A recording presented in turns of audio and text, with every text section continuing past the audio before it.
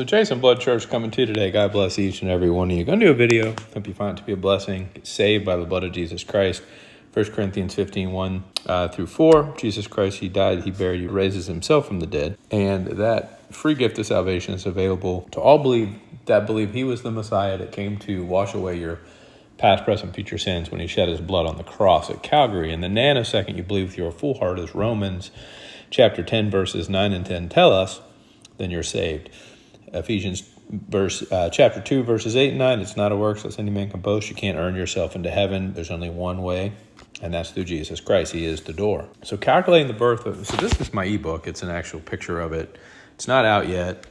I want to walk through a couple of these things, but there's so many. I have about 100 pages now. There's so much more to come. But we're going to look at calculating the birth of John the Baptist and Jesus Christ and how that's a clue to when he was born. And we're going to look at the Feast of Trumpets and examine no one knows the day or hour. So let's jump into it. So John the Baptist and Jesus Christ, they were born about 6 months apart. John was born first, and Mary visited her cousin Elizabeth, John the Baptist's mother, until she bore John. And so the scriptures provide us with a way to study when did Elizabeth conceive and when did Mary conceive Jesus Christ. And so Luke chapter 5 tells us the story of both the birth of John the Baptist and of Jesus Christ. It starts at verse 5. The Bible reads, "There was in the days of Herod, the king of Judea, a certain priest named Zacharias." Now, Zacharias is, just to be clear, is John the Baptist's father. And he was a part of what's called the course of Abia. Now, to stop here, the courses were handled, each course was twice a year, and then those Levitical priests also would serve during the three main feasts, but we'll get back to that in a minute. And his wife was of the daughters of Aaron, and her name was Elizabeth. So we see Elizabeth's line is to Aaron, which would be the brother of Moses.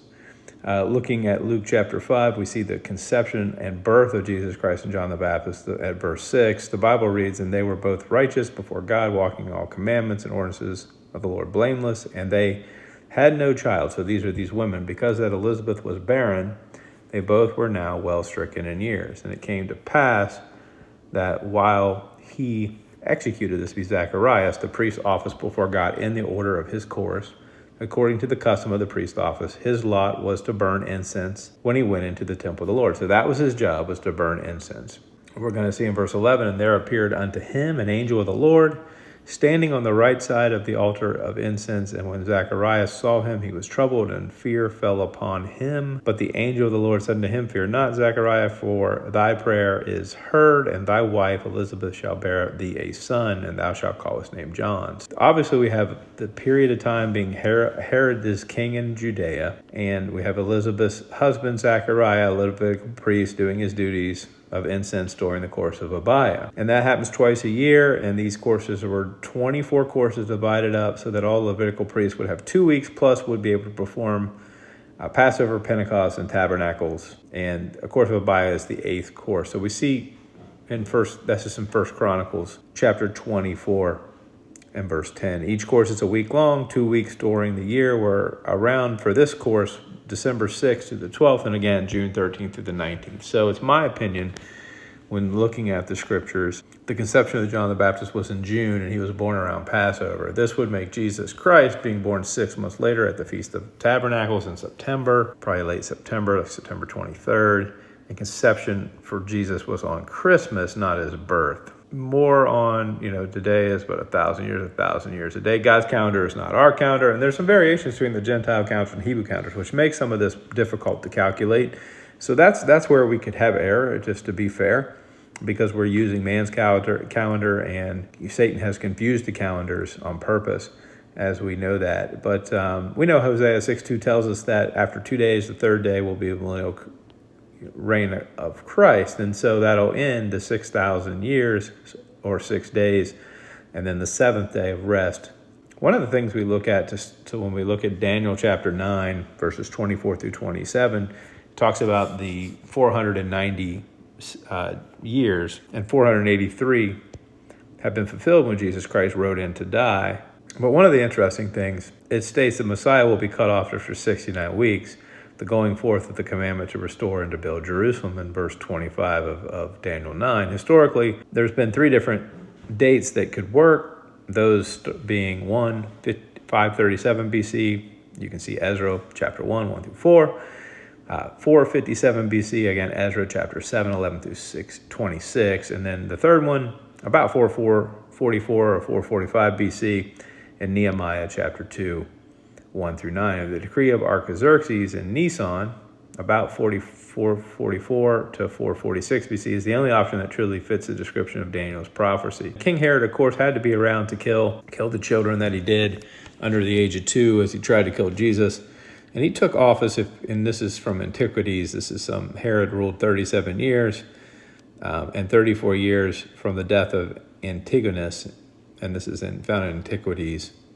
There you can see its reference. Josephus specifically says Herod captured the city of Jerusalem 27 years to the day after the Roman general Pompey had done so in 63 BC.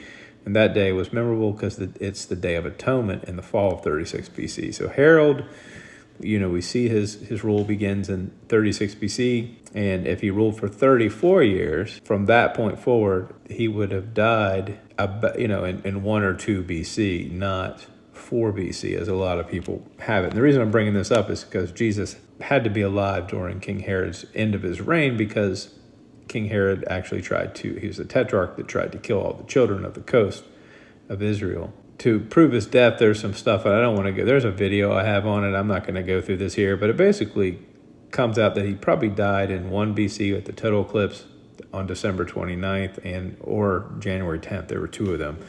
So the apple incident followed the eclipse. So there was an apple. Supposedly there was a king. That story is that he had a knife and he wanted to take his own life because he was in misery. And so he called for an apple and a knife, and he started to cut himself. Well, his son heard that, who was in jail for treason, and he tried to bribe to be released because he thought he could rule. So that's just summarizing what this says here. And Josephus said that in Herod's final days, he ordered the execution of 2 religious leaders for heading a raid to remove a Roman eagle from the gate of the temple. On that night, there was an eclipse of the moon. So that's how we know there was the eclipse. And then, so which date was it, right?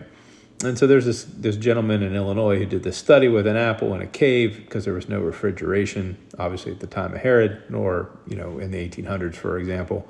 So in conclusion, there's no way an apple would survive but not into March. So that would fit the timeline of the 4 BC, because March 12th and 13th was the 1 BC total eclipse. So there would be no apple available in March.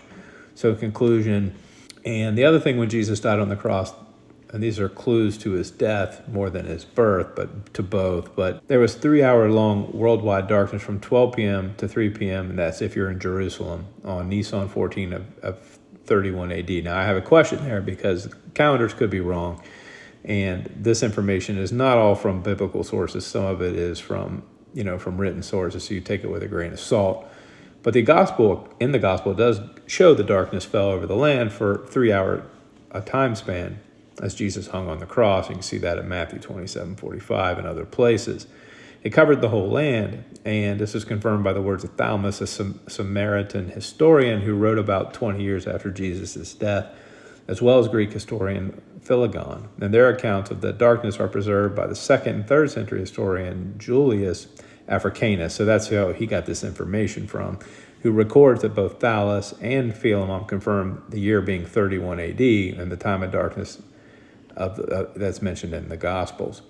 And Julius records that Thaumas tried to explain the darkness as an eclipse of the sun, but Julius doesn't buy this argument because, as you know, the Jews celebrate the Passover on the 14th day according to the moon. So they're looking for the new moon, and the death of the Savior falls Passover, but an eclipse of the sun can only take place when the moon comes under the sun, and that's not possible when the moon is directly opposite the sun in the sky, which is the case around Passover every year. That's why Julius didn't buy his account that that's what happened. It was, it's something abnormal, essentially, is what they're saying. Let's go to Chinese history even. The summer, the 4th month of the day of Run Wu, the imperial edict reads, yin and yang have mistakenly switched, and the sun and the moon were eclipsed. The sins of the people are now on one man. Amazing. They didn't know about Jesus. and what was going on there. The emperor proclaims pardon to all under heaven. So the time of the eclipse recorded during the Han Dynasty, which is what we just looked at, the ruler there and his statement, is placed at 31 AD. And if the darkening of the sun occurred from noon to 3 p.m. in Jerusalem, which would be the case, that would correspond to being 5 to 8 p.m. in the capital of China at that time, Luoyang, explaining why the Chinese records claimed not just the darkening of the sun, but also the moon. So it's very interesting. But again, I don't know if our calendars are right. So if 31 AD was when he died, and I have a video on that, it's called Calculating the Birth Year of Jesus Christ. You can go watch that on my channel. But then that would suggest that 31 AD is an important year, because 2031 would be 2,000 years later. Go back 7 years, it would take us to 2024, 2025-ish. Yeah, it could be off by a year or two. I understand that. But I think we're getting close. The Feast of Trumpets, I think is plainly the most obvious set of days, because no one knows the day or hour, because it's set up by when the Sanhedrin saw the new moon. So when it's spotted in Jerusalem, so it could be one day, it could be like the 2nd or the 3rd, or the 1st or the 2nd of October, or if it's in September, the same idea. And that holds true to that statement. So, but the date is the first day of the 7th month for Feast of Trumpets. It is a day of rest with no labor. There were sacrifices to be offered. And in my book, I go through more of this detail in a different section. We know that trumpets in the Bible were to call the assembly, to call the leaders, then to call the assembly, then to go to war. Those were sort of the trumpet sounds. But there were burnt offerings, meal offerings, sin offerings, and things like that. 1 Corinthians 15:52 in a moment, and the twinkling of an eye at the last trump. So the last trump is the 100th shofar blast at the Feast of Trumpets. So that would be an idiom that the Jews back then would understand. It makes me believe if Paul is just being clear with that idiom to those he's speaking to, then he's clearly telling you that rapture is going to happen on one of the 2 days of the Feast of Trumpets. And it's a 7-week period of time, 7-day period of time. So I don't know when that 100th shofar blast would be, but it certainly, no one knows the day or hour, falls in and meets that. And we see Matthew 24:36, that the day that no man knows. But it's also a Jewish idiom. One refers to the Feast of Trumpets, but that's also in regards to the second advent too, just to preface that. Matthew 24 involves the second coming of Jesus Christ, not our rapture. So that could mean that it really isn't any relevance to whether that's a man would know the rapture or not if they have the Holy Spirit in them. I don't believe the lost world will know, and I don't believe there'll be a lot of we just know we're in the season. I think that's more what we're seeing here today with people try to pick rapture dates. It's sort of ugly. I'm not saying that this Feast of Trumpets is the rapture. Again, we don't know the calendars are right. Could be several years off. So, we just keep looking up, right? Jesus would speak to Jews using language that they were familiar with, and they would easily know, how he speaks and what it means. And you can see here, I just sort of list out how it begins in the appointed times. The Jewish day starts at sundown and ends in the day, which is not what we do here in the Western world. So that's a little something that's different. And the twinkling of an eye really refers to a specific set of hours during the day. That's when the sun sets. Depending on where you are in the world, the twinkling of an eye is at sunset, which 6, 7 o'clock in Jerusalem. So you could go back or forward the number of hours and calculate when it might be. But again, no one knows the day. So even if you know that hour, you don't know the day. I have some information more on the twinkling of an eye. The Hebrew word is rega. Reva can be defined. How quickly it takes a clock to move is very quick. So the twinkling of an eye is almost instant, and it's a logical sense that wouldn't be a slow transformation of our mortal bodies into our eternal bodies. It would be very fast, so it's not painful because it's a comfort to us. It's not, something painful. And I don't know whether we leave blood behind or not, but it could burn up in that process. But either way, flesh and blood cannot inherit the kingdom of heaven, so flesh and bones can. And so the last trump is not vague, it's very specific. It's a Jewish idiom, like I mentioned before. And the first letter to the church in Corinth is actually a clear reference to the 100th trumpet blast, the Feast of Trumpets. And it's not the 7th trumpet that we find in Revelation chapter 11, though. That's blown by an angel. So the Tika Gudula is referred to the last trump. That's that 100th shofar blast. I do have the blast list, the different trumpet blasts listed here. But we see the Tika Gudala means the last trump. That symbolizes the hope of redemption. It's a very long final note, the 100th one blown during that feast, and it's a very long, sustained note, as long as a trumpeter can hold their breath and to keep it. And this is known as the last trump. That will become very significant. We know that Jesus is fulfilling those feast days, and how he did so far, I have that listed in here as well. But the idea of this video was just to say, we have a lot of celestial signs in the sky too. We had a blood moon yesterday. I don't know if anyone got to see it. That's a sign to the Jews for sure. That's in the sky. About 7 years ago, we had the Revelation 12 sign with the 12 stars and the moon at the feet, and Jupiter in the womb coming out of the womb on September 23rd, 2017. And then 7 years later, last year, Feast of Trumpets, you also have the Revelation 12 sign without all the 12 stars being the crown. The Revelation 12 sign is in the constellation, is in that everything is set up around that every year around the Feast of Trumpets, but 2017 was a unique year where it had everything lined up as Revelation 12 sign sort of talks about. So there's a star of Jacob that's a supernova that should be visible come 9/27 in this month, so September 27th.